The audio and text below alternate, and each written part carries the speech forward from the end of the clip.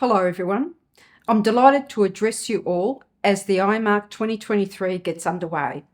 I would like to begin by acknowledging that I am coming to you today from the land of the Wurundjeri people of the Kulin Nation. I want to pay my respects to elders both past and present, and the elders from other communities and countries who may be at the conference today. I'd also like to acknowledge the contributions of Imarc founding partners, Ostmine, AusIMM and Mines and Money. Along with the Victorian Government, their role in establishing the conference in 2014 has been crucial to it becoming Australia's marquee resources event.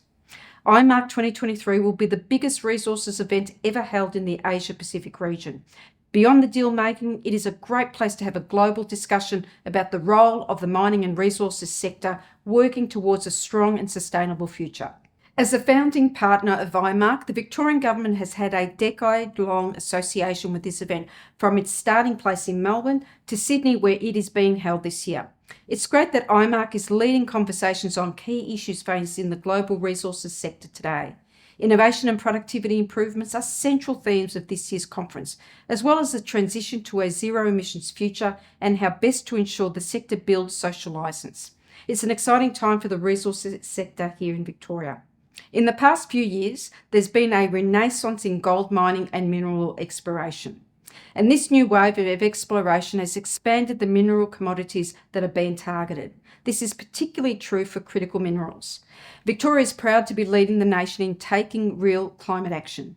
Never before has global attention been focused so keenly on critical minerals, providing new impetus for the sector here, across Australia and globally.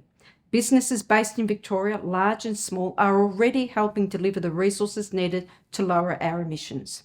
And this new wave of sustainable and responsible development of the state's resources sector is good for our economy, good for our regional communities, and good for our transition to net zero.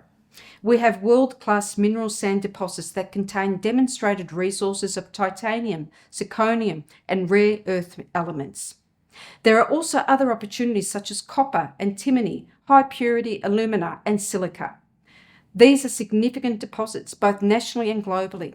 While Victoria is not traditionally seen as a large mining state, we are absolutely ready to realise these opportunities. Our Developing Victoria's Critical Minerals Initiative is laying foundations for an industry that will be crucial in a decarbonised economy. We are investing in new geoscience research to better understand the opportunities.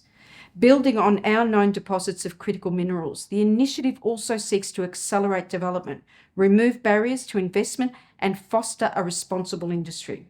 Recently, I established Resources Victoria, a new overarching entity within the Victorian Government responsible for important activities such as policy development and reform, regulatory approval coordination, the Geological Survey of Victoria, and the Earth Resources Regulator. It's about sending the signal to both industry and community about our commitment to growing the resources sector and the key role it can play in our energy transition. In addition, the 2023-24 Victorian State Budget provided funding for the new Resources Victoria Approvals Coordination Unit, a team within Resource Victoria solely focused on coordinating and streamlining approvals for new projects. This is alongside significant legislative reform aimed at simplifying our regulatory framework in Victoria, while still maintaining high standards.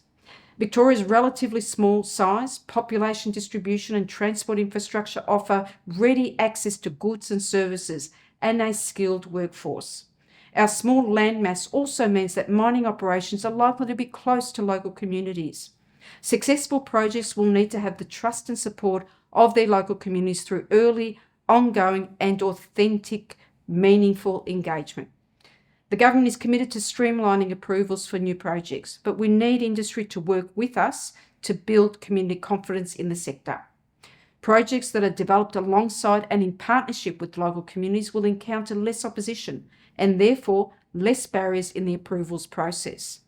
We have some great examples of early and sustained engagement with communities in regional Victoria where mining operations are seen as part of the community. Equally important are the efforts to engage with traditional owners. Any missteps in engagement have long-lasting implications, and the sector must always be aware of the need to make up for previously lost trust. Whether you are visiting Imarc from near or far, I hope this event is a successful one for you. So many resources companies based or operating in Victoria work across Australia and internationally. I'm sure Victoria is on your radar as a great place to do business and with exciting development opportunities. Victoria's $1 billion minerals industry is growing. New opportunities for one of Victoria's oldest industries. Let's work together to harness our smart skills to make the most of the new wave of net zero opportunities. I wish everyone a very successful conference.